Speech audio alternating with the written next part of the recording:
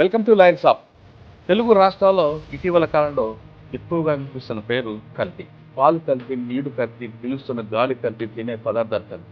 ఆఖరికి హాస్టల్లో పెట్టిన ప్రభుత్వ భోజనాలు కూడా కల్తీ అవుతుంది. దీంతో రెండు రాష్ట్రాలకు కూడా విద్యార్థులు అస్వస్థతకు గురై హాస్పిటల్. దీంతో రెండు రాష్ట్రాల ప్రభుత్వాలు కూడా కల్తీ మీద చాలా కన్నెరు చేసి ఒక ప్రత్యేక టాస్క్ ఫోర్స్ ఏర్పాటు చేసింది.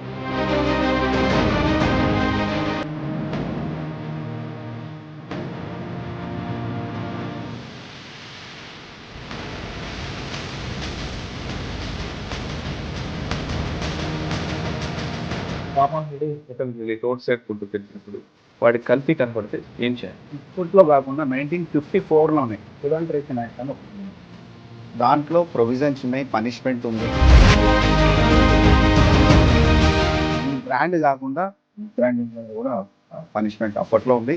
ఇప్పుడు ఫుడ్ కల్తీ లేకపోయినా అక్కడ నీట్నెస్ ఉండదు, అప్పుడు ఏం చేయాలండి? దానికి అనైజెనిక్ కింద కూడా కేసులు బుక్ చేస్తారండి. 3 months to 1 lakh rupees. Food కానీ అమ్మితే ఎలా ఉంటుంది, ప్రజలు ఎలా గుర్తించారు? కొన్ని విజబుల్ ఉంటాయండి, అడల్టరేటెడా కాదా. సపోజ్ మరీ కాకుండా they have to think before purchase. Quality కానీ ప్రైస్ కానీ.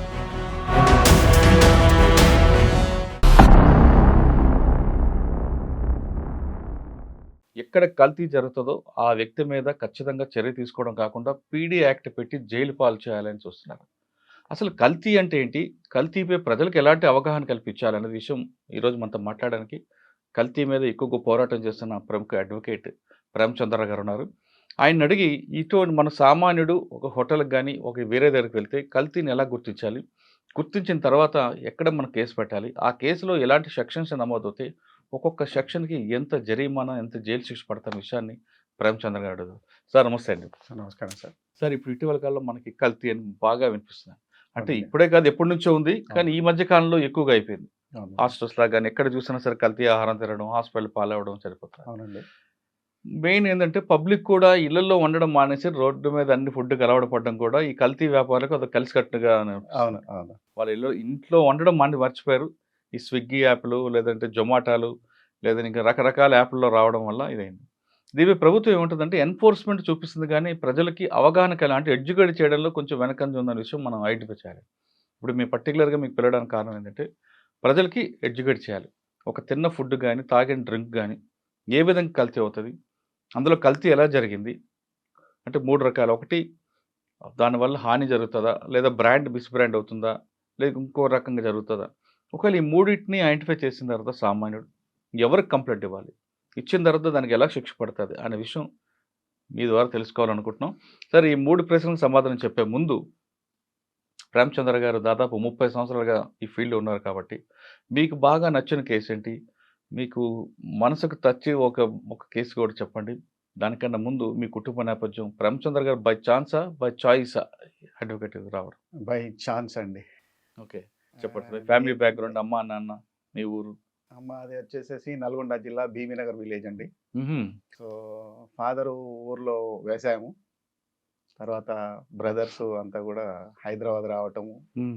ఎడ్యుకేషన్ అంతా కూడా గ్రాడ్యుయేషన్ అంతా హైదరాబాద్ నాది. స్కూలింగ్ మాత్రం ప్రైమరీ స్కూల్ మాత్రం బీబీనగర్లో చదివాను. లా చేయాలందుకు అనుకున్నారు? లా వచ్చేసి మా ఫ్యామిలీలో ఒక ల్యాండ్ వెళ్ళిందండి, దాని కాకుండా పోరాటం చేయాలి.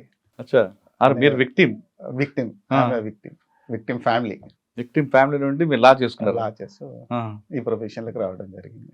అంటే అనుకోకుండా అది కూడా. మీరు బాధితుడిగా ఉండి న్యాయవాదిగా మారారు కదా. అవునండి. మీరు న్యాయవాదిగా అయిన తర్వాత మీ బాధితుడిగా పక్కకు వచ్చి తగ్గిందా, లేదు ఇంకా అలాగే కంటిన్యూ అవుతుందా? అది తగ్గింది లేండి, ఆ రోజు అది మ్. అయిపోయింది. మ్. కాకపోతే మనం లేట్ అప్రోచ్ అవటం వల్ల మనం సక్సీడ్ కాలేకపోయాం అందులో. సార్, మీరు విక్టిమ్ అయి అటు లా చేశారు, ఇందులో లొసుకులు తెలుసుకుందాం, ఇందులో ప్రజలు న్యాయం చేద్దాం. కానీ లా చేసిన తర్వాత, ఎన్రోల్మెంట్ అయిన తర్వాత మీరు ప్రొఫెషనల్గా ఉందా అనుకున్నారా, లేదా సర్వీస్ మోటల్ అనుకున్నారా, లేదా కమర్షియల్గా చేద్దాం అనుకున్నారా? నేను కమర్షియల్గా ఎప్పుడు ఆలోచించలేదండి. మాది ఒక రిపీటెడ్ ఫ్యామిలీ కాబట్టి మా మదరు చెప్పటం ఏంటంటే, నువ్వు టోటల్గా సర్వీస్ ఓరియంటెడ్, నీకు పప్పుకు ఉప్పద్దుకున్నట్టు ఎక్స్ట్రా కాకుండా, అంటే నీవు నీ ఫ్యామిలీ సరిపోతే చాలు చాలు. అనేది. ఈ రోజుకు నేను అలానే ఉన్నాను, మా అమ్మగారు చెప్పిన మాటలు. సరే మీరు ఫస్ట్ సీనియర్ ఎవరండి మీకు? నాకు ఆర్ దిలీప్ కుమార్ జైస్వాల్ గారు అని ప్రముఖ క్రిమినల్ అడ్వకేట్ గారు. అడ్వకేట్ గారు హైదరాబాద్లో. సార్ ఆయనతో స్టార్ట్ అయింది మీ కెరియర్. ఆయనతోటే సార్. దాదాపు 30 సంవత్సరాల జర్నీ అవుతుంది. అవునండి. ఇందులో మీరు క్రిమినల్ తీసుకున్నారు కాబట్టి అక్విటల్ ఎన్ని ఉన్నాయి, కన్విక్షన్ పడేవి ఉన్నాయి? అది ప్రొఫెషనల్ సీక్రెట్ సార్. ఓకే, సరే మీకు బాగా నచ్చిన కేసులు చెప్పండి. నేను ఒక క్రిమినల్ కేసు చేశానండి. అందులో అక్యూజ్డ్ వచ్చేసేసి నిజంగా కూడా అక్యూజ్డ్ కాదు, షీస్ అనే విక్టిమ్. ఓకే. అనవసరంగా తను ఇన్వాల్వ్మెంట్ చూపించారు సమ్ ఫేవర్స్ చేయనందువల్ల. సో ఆ మర్డర్ కేసులో మేము గెలిచడం నాకు చాలా హ్యాపీగా అనిపిస్తుంది. ఒకసారి కేసు రివీల్ చేయండి, అంటే పేర్లు చెప్పకుండా చెప్పండి. వీళ్ళు హస్బెండ్ వచ్చేసేసి is an English professor somewhere Himayat Nagar. So they went for Shamirpet something, అక్కడ వెళ్ళారు అలంకృత రిసార్ట్స్. వచ్చే తోలో సబ్సిక్వెంట్గా ఆయన కార్ దిగిపోయారు, ఆయన మర్డర్ జరిగింది. So she has been involved అనమాట. అన్నెసెసరీగా ఇన్వాల్వ్ చేశారు ఆమెని. షీ హాస్ డన్ ఎవ్రీథింగ్ అనేది. అంటే కార్లో దిగ్గానే పక్కనే మర్డర్ చేశారు? మర్డర్ కాదు, సబ్సిక్వెంట్గా నైట్లో జరిగింది అది. సో ఎందుకు దిగాడు ఏంది అనేది ఒక స్టోరీ క్రియేట్ చేశారు. But subsequently it was an acquitted. That was given a most satisfaction for me. ఎందుకంటే ఆవిడ రియల్గా అక్యూజ్డ్ కాదు, విక్టిమ్ అని. ఎందుకంటే 10th డే రోజు ఆమెని ఇంట్లోకి వెళ్ళి అరెస్ట్ చేసి తీసుకొచ్చారు. హస్బెండ్ 10th డే సెరమనీ రోజు తీసుకొచ్చారు. సో టిల్ దట్ టైమ్ ఎలాంటి అలిగేషన్స్ లేవు ఆమె. ఎవరండి ఆవిడ ఏమైనా ఇబ్బంది పెట్టారా? అదే షీ హాస్ ఇబ్బంది అంటే సమ్ ఫేవరిజం అడిగారు, బట్ షీ కుడెంట్. అంటే ఫేవరిజం అంటే అమౌంట్లో కాదు, సమ్ అదర్ వే. అచ్చా, ఆమె నో చెప్పినందుకు చెప్పినందుకు షీ హాస్ బీన్ ఇన్వాల్వ్డ్. అంటే ఆవిడ కూడా జైలుకి వెళ్ళారా? ఆమె జైలుకి ఏం వెళ్ళలేదండి. We got an anticipatory bail. Subsequent గా మెయిన్ అక్యూజ్డ్ ఎవరండి? మెయిన్ అక్యూజ్డ్ వేరే వాళ్ళు ఉండొచ్చు, other accused, but we couldn't say that ఎవరు అనేది మనం చెప్పలేము. అంటే అన్యాయంగా జైలు పాలు కాకుండా ఆవిడని కాపాడారు. She is having 2 kids. ఆ రోజుల్లో 12 years and 9 years కిడ్స్ ఉండేవాళ్ళు, girls. So that was given a more satisfaction. ఇంకా ఏమున్నాయండి ఈ కేసులో ఖచ్చితంగా అక్విటల్ అవుతుంది అనుకోండి? అంటే ఈ కేసు కదా అయిపోయింది, అక్విటల్ వస్తుంది అనుకుంటే కన్విక్షన్ వచ్చిన కేసులు ఉన్నాయా? ఆ కేసు కూడా ఒకటి ఉందండి. ఏంటండి అది? వచ్చేసేసి చీటింగ్ కేసు అండి. అందులో అంటే ఇట్ ఈస్ నాట్ స్పెసిఫిక్గా మెన్షన్ చేయలేదు, అమౌంట్ మెన్షన్ చేయలేదు, ఎంత చీటింగ్ అవుతుందో లేదు. But which is relevant to the some part in government property పోయింది, సమ్ గవర్నమెంట్ అఫీషియల్ చేశారు అనేది అలిగేషన్ పెట్టారు. సబ్సిక్వెంట్లీ ఆయన రీఇన్స్టేట్ అయ్యాడు. బట్ అది అక్విటల్ అనుకున్నాము, బట్ 1 day పనిష్మెంట్ పడింది. ఇంకేమున్నాడు బాగా గుర్తొచ్చింది మీకు? అంటే మీ మదర్ సర్వీస్ మోటో అని చెప్పారు కదా? అవునండి. కానీ మీరు చెప్పినవన్నీ కూడా సర్వీస్ మోటో ఏం కనపట్లేదు. సర్వీస్ మోటోలో చేసిన కేసు. సర్వీస్ అంటే మనకు అంటే ఎక్సెస్ అంటే కమర్షియల్ బేస్డ్గా మనం ఫీజు చార్జ్ చేయకుండా నార్మల్ ఫీజ్గా తీసుకొని చేసాం. ఇప్పుడు టోటల్ మనం ఫ్రీ చేసి ఉంటే మన సర్వైవల్ ఇన్సూరెన్స్ కూడా. సార్ ఆ విధంగా బాగా పూర్ పీపుల్కి ఏమైనా మీరు చేసిన కేసు ఉందా? చాలా ఉంటాయి సార్. ఒకటేం చెప్పగలరు? రీసెంట్లీ యూనివర్సిటీలో ఒక అమ్మాయి హస్బెండ్ నుంచి మెయింటెనెన్స్ అలాంటివి ఇస్తూ ఉంటారు. సార్ హస్బెండ్ నుంచి మెయింటెనెన్స్ రావాలంటే నేను మీరు చేసిన కేసు గురించి కాదు, జనరల్గా అడుగుతున్నా. ఓ భార్యాభర్తలు బాగానే ఉంటారు, మధ్యలో కొడుకు బాగానే ఉంది, ఎక్కడో భార్య మీద భర్తకి అనుమానం వస్తుంది, వెంటనే విడాకులు అనే ప్రాంతం తీసుకొస్తాడు. అలా కాకుండా ముందు ఆమె క్యారెక్టర్ని అసాల్ట్ చేస్తుంటాడు, తర్వాత ఆమె తీసుకుంటాడు, విడాకులు కావాలి పక్కన పెడతాడు. కానీ ఆ ఇద్దరు కలిసి బాగున్న టైంలో ఇద్దరు కలిపి ఒక ఫ్లాట్ కొనుక్కుంటారు బ్యాంక్ లోన్ మీద. ఆ లోన్ ఈఎంఐ అంతా కూడా భార్య పేరు మీద వెళ్తుంటుంది. కానీ గొడవ పడిన తర్వాత ఆమెను బయటకు పంపిస్తాడు. ఆ పొజిషన్లో ఆ అబ్బాయి తల్లి ఉంటారు, కానీ భార్య కొడుకు బయట ఉంటారు. కానీ ప్రతి నెల మెయింటెనెన్స్ అమ్మాయి కట్టుకోవాలి. ఈ కేసుని ఎలా డీల్ చేస్తారండి? అది సివిల్ సూట్ వేసుకోవాలండి. పొజిషన్ తీసుకోవడానికి సివిల్ సూట్ వేసుకొని తను ఎస్టాబ్లిష్, ఎందుకంటే ఈఎంఐ కడుతున్నారని చెప్పారు కాబట్టి she can establish title plus EMI payment చేసి తను she can take an position. And moreover ఆమె ఈఎంఐ కట్టే స్తోమతలో ఉంది కాబట్టి సెల్ఫ్ సఫిషియెంట్ అనుకోండి, she will not get an maintenance, but అబ్బాయి విల్ గెట్ ఏ మెయింటెనెన్స్. కానీ అబ్బాయి ఏమంటాడంటే దానికి ముందు అమౌంట్ నేను కట్టాను నాదవుద్దు కదా అంటాడు ఆయన, advance amount. That he has to prove. That అది సివిల్ కోర్టుకి వెళ్ళి సివిల్ డిస్ప్యూట్లో that they have to prove. అది అమౌంట్ పే చేశారు, ఎంతవరకు చేశారు, value of the property, so EMIs ఎన్ని కట్టారు, it has to be decided in the civil court. Sir ఒక అమ్మాయి భర్త నుంచి భరణం కావాలంటే ఏం చేయాలండి? మీరు చెప్పిన కేసు అంటే రీజన్స్ ఉండాలి. భరణానికి కూడా రీజన్స్. ఒకసారి మ్యారేజ్ అయిన తర్వాత తను కాపురం ఎందుకు చేయనంటుంది. మ్యారేజ్ చేసుకున్న తర్వాత ప్రతి ఒక్కరు కాపురం చేయాలి. కాపురం చేయకపోవడానికి కారణాలు ఏంటి? అంటే భరణం రీజన్ కోసం పెళ్లి చేసుకోదు కదా. అవునండి. సో ఏదో రీజన్ ఉంటుంది. తప్పకుండా ఆ రీజన్ ఉంటే మాత్రం she entitle for that maintenance అండి. కానీ భర్త నేను నా దగ్గర డబ్బులు నేనే మా అమ్మ మీద డిపెండ్ అయ్యానని ప్రూవ్ చేశాడు అనుకుంటే అప్పుడు సెల్ఫ్ సఫిషియెంట్ లేనైనా ఏదో ఒకటి ఉంటుంది రీజన్ అనేది.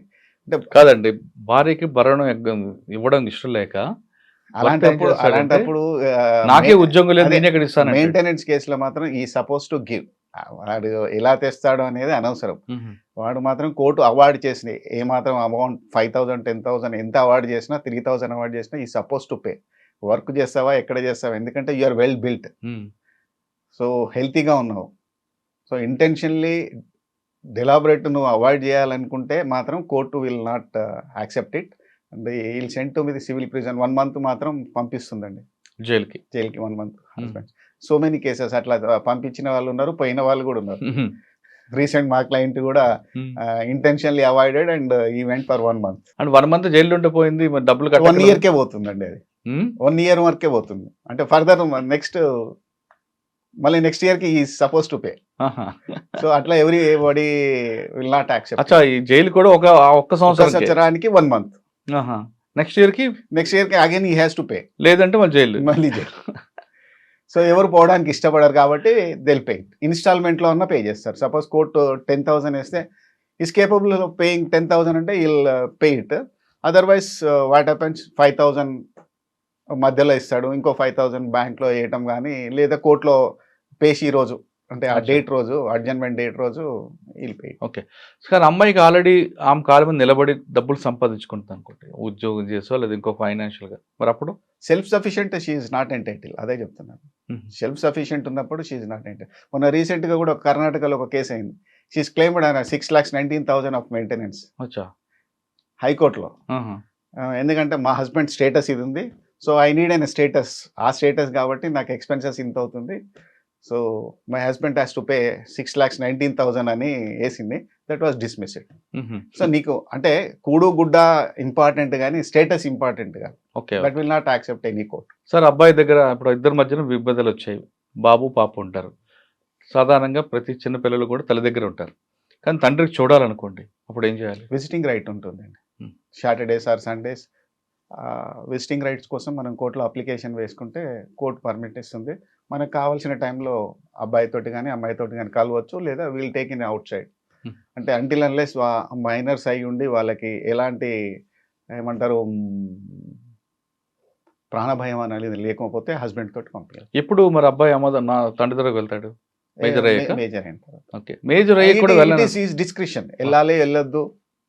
మేజర్ అయిన తర్వాత కూడా నా ఫాదర్ దగ్గరకు వెళ్ళాను అనుకోండి, కోర్టు ఏం చేయలేదు కదా, ఎవరేం చేయలేదు. ఆయన ఆలోచన వదిలిపెడతారు. ఇక్కడ కూడా ఈవెన్ కోర్టు ఆర్డర్ ఇచ్చిన తర్వాత కూడా పిల్లలు మేము కలవము అంటే ఫాదర్ ఏం చేయలేదు. కొంతమంది భయపడతారు కదా, డినే చేయొచ్చు. సో కోర్టు ఆర్డర్ ఇచ్చిన తర్వాత సాటర్డేనో సండేనో you can meet your children from 10 PM to 5 PM అని ఇచ్చినా కూడా పిల్లలు వెళ్ళొచ్చు వెళ్ళకపోవచ్చు. కానీ రాను అంటే బలవంతం తీసుకురావడానికి వీల్లేదు. కానీ అబ్బాయి తండ్రి దగ్గరకు వెళ్ళాలంటే చెప్పారు మీరు రీజన్ ఇష్టం లేదని, వాళ్ళ నాన్నమ్మ వాళ్ళ దగ్గర వెళ్ళాలనుకుంటే వెళ్ళొచ్చు. సేమ్ అందులోనే ఎక్కడైనా వెళ్ళొచ్చు. It depends upon the family how to treat. కానీ ఇక్కడ భార్య నా పిల్లలు భర్త దగ్గరకు వెళ్తే వాళ్ళ మైండ్ సెట్ మార్చేస్తాడని కొంచెం భయపడుతుంది. అదే మైండ్ సెట్ మార్చడం కానీ, లేదా థ్రెట్ ఉంది నా పిల్లలకి అనుకుంటే మాత్రమే షీ కెన్ ఇంక్లైండ్ అనమాట. కోర్టుకు చెప్పొచ్చు, నాకు ఇట్లా థ్రెట్ ఉందండి, నేను కూడా ఉంటాను, I will be present, my present she can meet or somebody నా సైడ్ నుంచి ఎవరన్నా, మా ఫాదరు, మా mother, sister or some other person, నేను నమ్మిన వాళ్ళు ఎవరన్నా ఉంటారు అని. సార్, ఇటువంటి కేసులు చాలా చూస్తుంటారు మీరు, ఎందుకంటే ఇద్దరు విడిపోతుంటారు? ఈగో ఫీలింగ్ అయినా ఇంకా వేరే కనిపిస్తుంటారు? మెయిన్ రీజన్ ఏమొస్తుంది? Ego feeling, parents involvement, communication gaps. కూర్చొని చిన్నగా ఆలోచించి కొంచెం ప్రశాంతంగా ఉంటే సెట్ అవడానికి చాలా ఆపర్చునిటీస్ ఉన్నాయండి. చేయొచ్చు, సెట్ కూడా చేయొచ్చు. మీరు అలాగే చేశారా? చాలా చేశాను సార్, చాలా కాంప్రమైజ్ చేశాను. అంటే కోర్టులో మనం కేసులు వేస్తే ఇయర్స్ టుగెదర్ పడుతుంది. ఉమ్. సో నేను కౌన్సిల్ చేసి వైఫ్ అండ్ హస్బెండ్ కలపటం కానీ లేకపోతే మ్యూచువల్ కన్సెంట్ వాళ్ళకి సజెస్ట్ చేయటం కానీ చాలా కేసులు ఇదే best time second one mutual divorce అయితే బెస్ట్ టైం కదండి. Mutual divorce is best instead of making అనే అలిగేషన్స్ అగైనెస్ట్ దెమ్. అంటే మ్యూచువల్ డైవర్స్ కావాలంటే ఎన్ని నెలల్లో వస్తుందండి? 6 months మినిమం పీరియడ్ ఇస్తారు. ఆ 6 months తర్వాత రీకన్సిలేషన్ పీరియడ్ అంటుంది. దాని తర్వాత మనం చెప్పాలి ఇంకా there is no chances of. Sir కొంతమంది అమ్మాయిలు భర్త తనకి సంసారం పనికిరాడు అని వేస్తుంటారండి. ఆ కేసులో ఎవరైతే భర్త ఉన్నాడో నేను సంసారానికి పనికి వస్తానని ఇలా ప్రూవ్ చేయాలండి? పొటెన్షియల్ టెస్ట్కి అప్లికేషన్ పెట్టుకోవాలండి. Doctors will examine and give the certificate. ఒకవేళ అక్కడ నెగిటివ్ వచ్చింది అనుకోండి, ఇది వస్తే ఏం చేయలేము. Will be important is important. కరెక్టే, కానీ అందులో చీటింగ్ కేసు పెట్టొచ్చా? ఎందుకంటే ఈ అబ్బాయి ఇంపార్టెంట్ తెలిసిన కూడా తల్లిదండ్రులు అబ్బాయి పెళ్లి చేశారు కాబట్టి చేయొచ్చు. వాళ్ళ మీద చీటింగ్ పెట్టొచ్చా? చేయొచ్చు. ఒకవేళ పాజిటివ్ వచ్చింది పాజిటివ్ వస్తే ఈజ్ నాట్ ఎన్ ఇంపార్టెంట్. అప్పుడు ఈ అమ్మాయి మీద ఏం పెట్టచ్చు? ఇట్స్ అన్ అలిగేషన్ అంతే. It's an allegation. Is entitle for that divorce కానీ ఇంకేదైనా కానీ. అచ్చా సార్, మీరు చూసిన కేసులో పెక్యులర్ కేసు అని చెప్పండి ఒకటి. ఇన్ని సర్వీసులో ఇలాంటి కేసు కూడా ఉంటుందా అని మీకు ఎదురే ఉంటుంది ఎక్కడో? అంటే సిల్లీ రీజన్. మన ఈ సిల్లీ రీజన్స్ అంటే నేను ఐ వాజ్ ఇన్ నేను జూనియర్గా ఉన్నప్పుడు ఒక కేసు చూశానండి. హస్బెండ్ వచ్చేసేసి భయంకరమైన టార్చర్ చేసేవాడు. ఫుడ్ చికెన్ కొనుక్కొచ్చేవాడు, వండిచ్చేవాడు, దాన్ని తీసుకెళ్ళి రోడ్డు మీద పడవేసేవాడు. అది సాడిస్ట్ అయితే. సాడిస్ట్. సో అలా భయంకరమైనటువంటి ఇది చేసేవాడు. దాంతో I cannot reveal all things. తర్వాత ఏమైందండి? తర్వాత ఇది సెపరేటెడ్. ఓకే సార్, మీరు సజెస్టెడ్ ఎందుకంటే అంత సైకో తోటి అమ్మాయి చేయడం కూడా both or post graduates. Okay sir, మీరు అబ్బాయి వైపు చెప్పారు. నేను ఒక అమ్మాయి కేసు చెప్తా. భర్త భార్య ఇద్దరు భార్య భర్తలు బాగానే ఉన్నారు. వీళ్ళ మధ్యలో ఒక ఫోన్ వచ్చింది. వాట్సాప్లోనే ఎప్పుడు ఆడు ఉంటుంది. దాంతో భర్తకి కోపం వచ్చేది, ఒక మాట అనుకున్నారు. ఇంట్లో ఉండి వాట్సాప్ ద్వారా చాటింగ్ చేసుకుంటారు. ఇద్దరు సెపరేట్ బెడ్రూమ్లు ఉంటారు. నేను డైనింగ్ టేబుల్ వంట చేశాను, నువ్వు తిను, నాకు ఈరోజు ఆఫీసులో లంచ్ ఉంది, నేను రాను. ఇదంతా కూడా వాళ్ళిద్దరి మధ్యన కమ్యూనికేషన్ ఓన్లీ వాట్సాప్. ఆవిడ ఒక స్థాయికి వచ్చిన తర్వాత ఆయన్ని ఏదో రకంగా ఇబ్బంది పెట్టాలని ఒకరోజు ఏదో ఇద్దరు మంది గొడవ జరిగిన తర్వాత ఆమె వాళ్ళ అమ్మగారిని తీసుకొచ్చి బామ్మగారు తమ్ముడిని తీసుకొచ్చి ఇతని మీద మ్యాన్ హ్యాండ్లింగ్ చేస్తారు. ఆయన చెప్పుకోలేడు. బయటకు వచ్చి నా భార్య అత్త మామ కొట్టారండి. అటువంటి కేసులు ఏం చేయాలండి భర్త? Approach police. Man handling is ఇది కదా. పోలీసు దగ్గరికి వచ్చేసరికి ఆమె పోలీసులు రాగానే అయింది. అది కూడా ఎందుకంటే కోర్టులో 498 పెడతారు. ఒకటే స్కూటర్ మీద వస్తారు, ఒకటే స్కూటర్ మీద వెళ్తారు. రీసెంట్ గా హ్యావ్ డన్ లైక్ అంబర్పేట్కి వెళ్ళి వైఫ్ అండ్ హస్బెండ్ కలిసి వస్తారు బండి మీద. కోర్టులో మాత్రం ఆమె విట్నెస్ ఇస్తుంది హస్బెండ్ కి అగైనెస్ట్ గా. సో నేను క్రాస్ ఎగ్జామిన్ చేశాను. Ultimately it was acquitted. కానీ మీరు చెప్పినట్టు మ్యాన్ హ్యాండ్లింగ్ కాబట్టి పోలీస్ కేసు పెడితే పోలీసులు ఎంక్వైరీకి వస్తే ఆమె పోలీసుల ముందు రివర్స్ అవుతుంది. నా భర్త అంటే నాకు ప్రాణం అంటూ ఒక డ్రామా క్రియేట్ చేయగానే పోలీసులు కూడా నమ్మట్లేదు. మరి పోలీసులు నమ్మే విధంగా ఎవిడెన్స్ ఎలా క్రియేట్ చేయాలి? అవి చాలా జరుగుతాయండి. అదే బుజ్జి కన్నా అని అంటే పబ్లిక్ ముందుగా వచ్చేసరికి నువ్వంటే నాకు ఇష్టం, ఐ లవ్ యూ అట్లా చాలా చెప్తూ ఉంటారు. బట్ ట్రూ మనిషి ఇంకొకడు బ్యాక్ ఉంటాడు, కాయిన్ కి ఇంకొక సైడ్ ఉన్నట్టు తెలియలే. సరే, అదే అలాంటి వాళ్ళతోటి మ్యూచువల్ కన్సెంట్ లేకపోతే డైవర్స్ వేసుకోవటము. నేను అంటుంది అమ్మాయి సార్, అబ్బాయిలు కూడా అదే విధంగా ట్రూ ఒరిజినల్ బయట మాత్రం రిలేటివ్ అమ్మాయి she is suffering now, I love you రా, నువ్వు లేకపోతే నేను రా అంటుంటారు. సేమ్ థింగ్ ఇస్ వాడు అడాప్ట్ చేస్తాడు. జస్ట్ పేరెంట్స్ వెళ్ళిపోయిన తర్వాత, పెద్ద మనుషులు వెళ్ళిపోయిన తర్వాత దెన్ విల్ స్టార్ట్ హీటింగ్. అదే సార్, అది ఆ సీన్ ని మనం చూపించాలంటే ఏం చేయాలి అంటే ఎవిడెన్స్ గా? అమ్మాయికి మరకలు ఉన్నాయి, we lodge the police complaint, కొట్టిన దెబ్బలు ఉన్నాయి అని మీరు చెప్పిన కేసులో. నేను చెప్తున్న కేసులో అమ్మాయి అంటే భార్య భర్తని తలుపు వేలు మధ్యన వేలు పెట్టి ఇంజురీస్ విల్ డెఫినెట్ గా ఇంజురీ మాత్రం మనం అది యాక్సెప్టబుల్ కాదు. మనం we can lodge a complaint. Sir ఇంకా కేసుల గురించి పక్కన పెడితే ఇక్కడ మనం మెయిన్ ప్రొఫెషన్కి వద్దాం. మన కేసు కల్తీ ఏ స్థాయికి వచ్చిందంటే ఆఖరికి తల్లి పాలు కూడా కల్తీ పరిస్థితికి వస్తుంది. ఎందుకంటే ఆమె కూడా కల్తీ ఆహారం తినడం వల్ల బిడ్డ పాలు కూడా పాడే వస్తుంది. దీన్ని మనం కంట్రోల్ చేయాలని చాలా మంది ప్రజల్లో, ముఖ్యంగా ఎన్ఫోర్స్మెంట్ కాకుండా ఎడ్యుకేట్ చేయడం అనేది ఈ కార్యక్రమం యొక్క ముఖ్య ఉద్దేశం. ఒక సామాన్యుడు ఒక హోటల్కి వెళ్ళి రోడ్ సైడ్ ఫుడ్ తింటున్నప్పుడు వాడికి కల్తీ కనపడితే ఏం చేయాలి? సార్ ఇది యాక్చువల్ ఎలా దీన్ని డివైడ్ చేస్తారు చెప్పండి. ఇప్పట్లో కాకుండా 1954లోనే 1954లోనే ఫుడ్ ఆల్టరేషన్ యాక్ట్ అని ఒకటి ఉందండి. దాంట్లో ప్రొవిజన్స్ ఉన్నాయి, పనిష్మెంట్ ఉంది. సో, అక్కడ మిస్‌బ్రాండింగ్ కానీ, అడ్వర్టైజ్‌మెంట్ కూడా పనిష్మెంట్ ఉంది. అచ్చా. సో, యూ కెనాట్ ఏదైతే అడ్వర్టైజ్‌మెంట్ ఉందో, ఆ అడ్వర్టైజ్‌మెంట్ ఏదైతే ఉందో, నువ్వు నీ బ్రాండ్ కాకుండా ఇది ఇది వాడటం వల్ల నీకు ఇంత బెనిఫిట్స్ ఉన్నాయని చెప్పేసేసి ప్రోటీన్స్ అలాంటివి ఉంటుంది కదా! సో, దాని మీద కూడా మిస్‌బ్రాండింగ్ మీద కూడా పనిష్మెంట్ అప్పట్లో ఉంది. ఇప్పుడు సివియర్ అయ్యి 6 months to up to 3,00,000 rupees దాని ఇంప్రిజన్‌మెంట్ ఇది కూడా ఉంది. సార్ 3 రకాలుగా ఎలా డివైడ్ చేస్తామండి ఇది ఫుడ్‌ని? దీన్ని ఒకటొచ్చేసేసి అడల్ట్రేషన్, తర్వాత మిస్‌బ్రాండింగ్, తర్వాత వచ్చేసి అన్‌సేఫ్ ఫుడ్ కింద మనం డివైడ్ చేస్తాం. చెప్పండి సార్. అన్‌సేఫ్ ఫుడ్ ఫస్ట్ తీసుకుందాం. ఇది అన్‌సేఫ్ తినడం వల్ల మన ప్రాణానికి ఇబ్బంది అవుతదని ఎలా గుర్తించాలి? గుర్తించిన తర్వాత ఏం చేయాలి? అన్‌సేఫ్ ఫుడ్ అంటే దానివల్ల మనకి స్టమక్ పెయిన్ కానివ్వండి, అప్సెట్స్ కానీ, హెడేక్, ఆ ప్రాబ్లమ్స్ వస్తుంటాయి.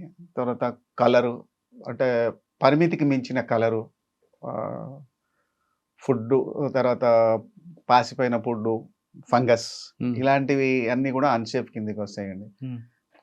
కలర్స్ మెయిన్ ఇప్పట్లో ఉన్నాయి. ఇవన్నీ అన్‌సేఫ్ ఫుడ్‌లో. సార్ అన్‌సేఫ్ ఫుడ్‌లో అవే వస్తాయా? టేస్టీ సాల్ట్ ఎక్కువ వేస్తుంటే దానికి కూడా వస్తదా? టేస్టీ సాల్ట్‌లో అంటే అది మనకి ల్యాబ్ రిపోర్ట్ వస్తే కానీ చెప్పాలి.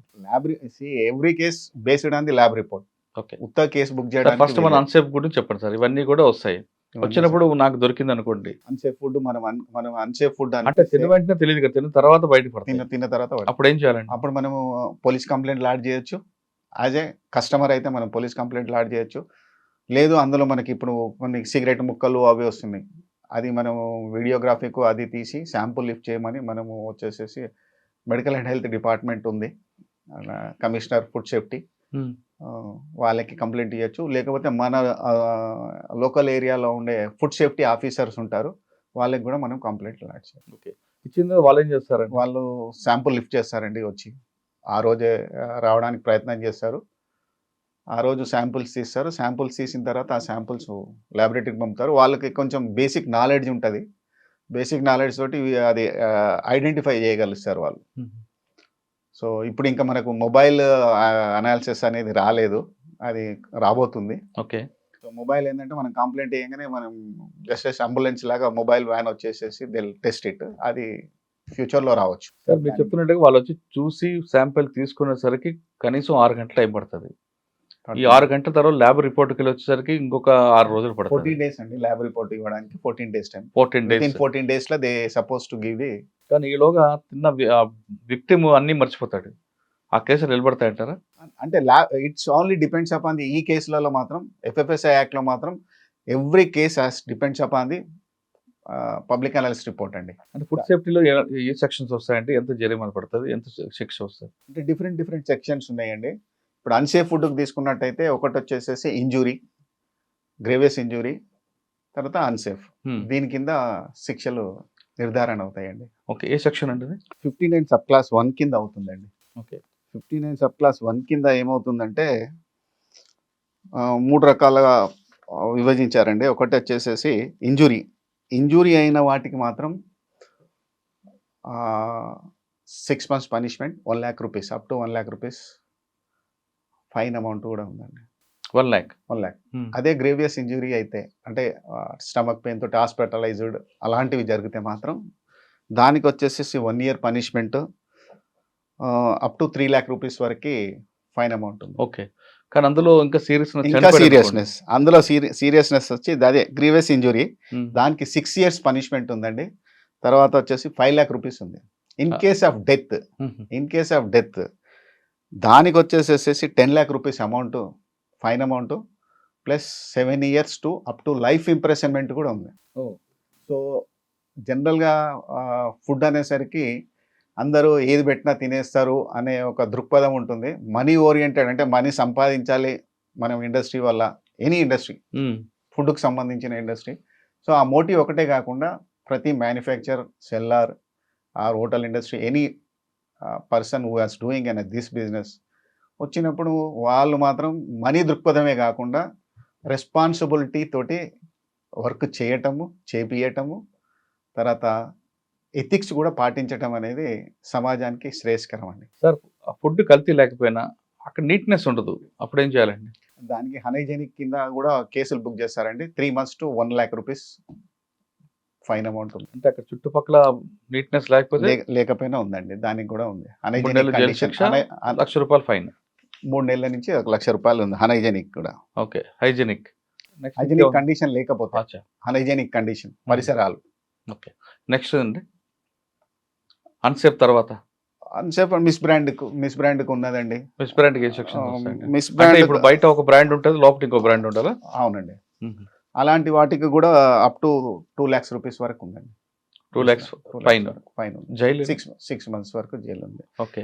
సెక్షన్ సబ్ స్టాండర్డ్‌కి సెక్షన్ 51 నుంచి పనిష్మెంట్ ఉందండి. అప్ టు 5,00,000 రూపీస్ వరకు పనిష్మెంట్ ఉంది. హ్మ్. ఆహ్, అంటే సబ్‌స్టాండర్డ్ ఏమొస్తదండి? అంటే సపోజ్ మనం పప్పు ధాన్యాలు అవన్నీ తీసుకున్నాం అనుకోండి. క్వాలిటీ సీడ్స్ ఉంటాయి. హ్మ్. సెకండ్ గ్రేడ్, థర్డ్ గ్రేడ్ ఏవైతే అమ్ముతుంటారో ఫస్ట్ క్లాస్ అంటే ఫస్ట్ గ్రేడ్ అని చెప్పేసేసి అలాంటివి అన్నీ కూడా సబ్ స్టాండర్డ్ కింద వస్తుంటాయి. అంటే substandard, miss brand, branding, unsafe food. Unsafe food, unhygienic conditions హ్మ్. అంటే పరిసర పరిసరాలు ప్రాంతాలంతా. హ్మ్. తర్వాత ఇంకొకటి ఏంటంటే మిస్ అడ్వర్టైజింగ్, అచ్చా. దానికి అప్ టు 2,00,000 రూపీస్ ఉందండి. సార్ ఇంత చట్టాలు మనకు గట్టిగా ఉన్నా ఎందుకంటే ఇంత విచ్చలవిడితనంగా కల్తీ ఆహారం జరుగుతుంటది? అదే రెస్పాన్సిబిలిటీ ఆఫ్ బిజినెస్ పర్సన్ ఎవరైతే ఈ బిజినెస్‌లకు వస్తారో హ్మ్. వాడు రెస్పాన్సిబిలిటీ ఫీల్ కాకపోవటము, తర్వాత ఎథిక్స్ లేకపోవటం, మోరల్ ఎథిక్స్ అనేవి లేకపోవటం వల్ల డబ్బు సంపాదనే ఒకటి ప్రథమంగా పెట్టుకొని చేయటం వల్ల ఇవి జరుగుతున్నాయండి. వాడు ఏమాత్రం రెస్పాన్సిబిలిటీ ఫీల్ అయినా, ఏమాత్రం సమాజం మీద ఎథిక్స్, మోరల్ ఎథిక్స్ ఉన్నా డెఫినిట్‌గా ఆ మంచి 2 ఉంటే హోటల్స్ కూడా బిజినెస్ ఉన్నాయి. ఆ 2 ఉంటే బిజినెస్ చేయలేడు కదా! చేసేవాళ్ళు చాలా మంది ఉన్నారండి. హ్మ్. మార్జినలైజ్డ్ అమౌంట్ అంటే మన అంటే క్వాలిటీ ఆ ఇస్తున్నాము. పర్సెంట్ ఒక 10% ఉంటదేమో. ఉన్నారండి. హోటల్ ఇండస్ట్రీలో ఇప్పుడు చాలా ఉన్నాయి. ఇప్పుడు కొత్తగా కొంతమంది వస్తున్నారు. కిచెన్‌లో కూడా వాళ్ళు కెమెరాస్ పెట్టి బయట పబ్లిక్‌కి చూపించటం. అచ్చా, open kitchen. Neatness open kitchens హుహు. చాలా మంది చేస్తున్నారండి. సార్ ఇప్పుడు అందరూ కూడా మన యాప్‌ల మీద పడ్డారు. ఇంట్లో వండుకోవడం మానేశారు.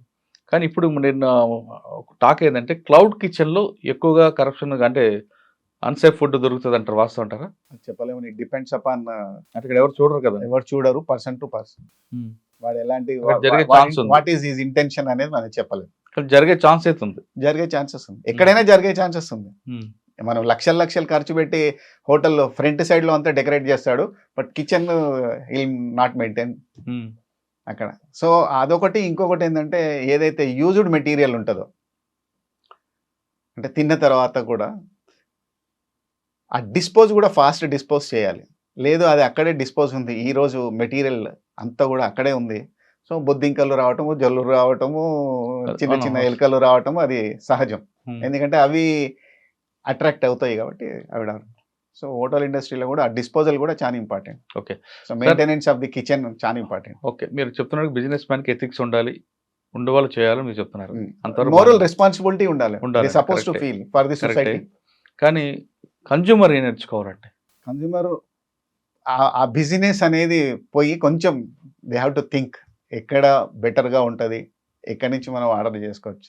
సో, హరీ బరీ లైఫ్‌లో నోబడీ ఈస్ థింకింగ్ దట్ ఏదో ఒకటి తినేద్దాము అనేది. హ్మ్. సో, కలర్ అనేది చాలా డేంజరస్. కానీ కలర్ లేకపోతే పబ్లిక్ అంతే. Attract car. పబ్లిక్ తినరు అవాయిడ్ చేయాలి అది. అవాయిడ్ చేయగలిస్తే అంటే ఇప్పుడు ఒక్క గవర్నమెంట్ చేయలేదండి. పబ్లిక్‌లో మార్పు రావాలి. అదే అడుగుతున్నా. ఆ! Government they cannot take a responsibility. హ్మ్. ఎందుకంటే ఇంత పెద్ద వ్యవస్థలో సమాజంలో అవునండి. చాలా కష్టం. సో, గవర్నమెంట్ చేసేంత వరకు చేసినా గానీ పబ్లిక్ గూడా ఎక్కడైతే అన్యాయం జరుగుతుందో, ఎక్కడైతే కల్తీ జరుగుతుందో అక్కడ they suppose to give a complaints to the concerned police గానియండి, లేకపోతే కన్సర్న్డ్ హెల్త్ డిపార్ట్‌మెంట్‌కి గానివ్వండి. హ్మ్. ఇమ్మీడియేట్‌గా వాళ్ళు చెప్పగలిస్తే డెఫినిట్‌గా విల్ టేక్ ఇట్. సార్ మీరు చూసిన కేసుల్లో ఇంత అన్యాయం కూడా కల్తీ అవుతదా అన్నది ఏమైనా గుర్తించారా? ఒక కేస్ స్టడీ ఏమైనా ఉందా మీ దగ్గర? ఇంత దారుణం. వచ్చేవన్నీ దారుణమే. ఏదో ఒకటి రెండు చెప్పండి. వచ్చేవన్నీ కేసులు దారుణమే అంటున్నా. అవును. అదే జెర్రులు రావటము ఆ! ఫుడ్‌లో. ఆ! అంటే it is negligence part of the hotel owner. Sir చెప్పండి. ఇప్పుడు చాలా కేసులు చూస్తుంటారు. మీరు చెప్తున్నట్టుగా హోటల్‌లో బిర్యానీలో సిగరెట్ పేకలు, లేదా పన్నీర్ బటర్ మసాలా అంటారు. అందులో చూస్తే పన్నీర్ లేకుండా గానీ ఎక్కువగా వేరే వేరే కనిపిస్తుంటాయి. జెర్రీలని ఇంకోటి. ఇంకా మీరు పానీపూరి ఎట్లయితే ఇంక చెప్పక్కర్లేదు. అది చెయ్యి ఎలాగుంటదో తెలీదు. వాడు అన్నీ అంతా చెత్తంతా కలిపి ఇస్తారు. అదే మనోళ్ళు అది అమృతంలాగా తాక్కొని తింటారు. ఇందులో పానీపూరి గాని, లేదంటే మోమోస్ అని వచ్చాయి కొత్తగొచ్చాయి. ఇటువంటి వాటిలో ఏం దొరికితే ఎలా కనిపెట్టాలి? బిర్యానీ అంటే కనపడింది. సిగరెట్ పేకులు అవన్నీ. ఇప్పుడు పానీపూరిలో ఎలా కనిపిస్తాం? మోమోస్‌లో ఎలా తెలుస్తది? అది కొంచెం కష్టమేనండి ఆ! చెప్పటము. ఇప్పుడు మోమోస్‌లో వాడు ఆల్రెడీ బాయిల్ అదేంటంటే చేసేస్తాడు. ఇవన్నీ కూడా చిన్నది పిట్టి వెండర్స్. హ్మ్. సో, పిట్టి వెండర్స్ కాబట్టి దీని మీద మున్సిపల్ అథారిటీ గానియండి, లేకపోతే అక్కడ లోకల్ పబ్లిక్ గానివ్వండి, కానీ హైజీనిక్ కండిషన్స్ పెట్టాలి అనేది ఒకటి. ప్లస్ చానా హోటల్స్ గూడా ఈ మధ్యన వితౌట్ లైసెన్స్ గూడా రన్ జేస్తున్నారండి.